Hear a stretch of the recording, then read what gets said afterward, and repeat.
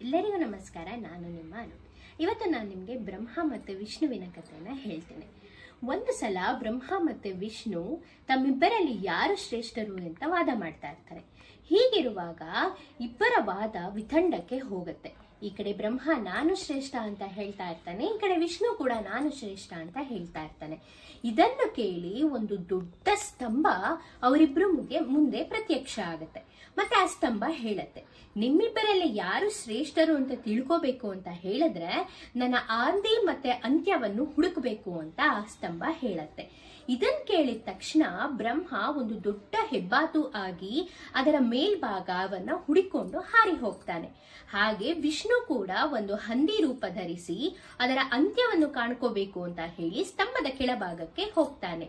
ಹೀಗಿರುವಾಗ ಎಷ್ಟೇ ಹುಡುಕಿದ್ರೂ ಕೂಡ ಬ್ರಹ್ಮ ಮತ್ತೆ ವಿಷ್ಣುವಿನ ಕೈಯಲ್ಲಿ ಆದಿ ಮತ್ತೆ ಅಂತ್ಯವನ್ನು ಹುಡುಕೋಕೆ ಸಾಧ್ಯನೇ ಆಗೋದಿಲ್ಲ.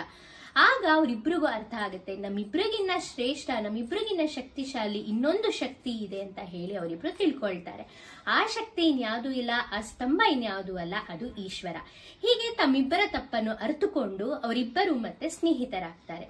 ಇದೇ ತರ ಹೆಚ್ಚಿನ ಕಥೆಗಳಿಗಾಗಿ ನನ್ನ ಚಾನೆಲ್ ಅನ್ನ ಸಬ್ಸ್ಕ್ರೈಬ್ ಮಾಡಿ. ಈ ರೀತಿ ಹೆಚ್ಚಿನ ಕಥೆಗಳಿಗಾಗಿ ನನ್ನ ಚಾನೆಲ್ ಅನ್ನ ಸಬ್ಸ್ಕ್ರೈಬ್ ಮಾಡಿ.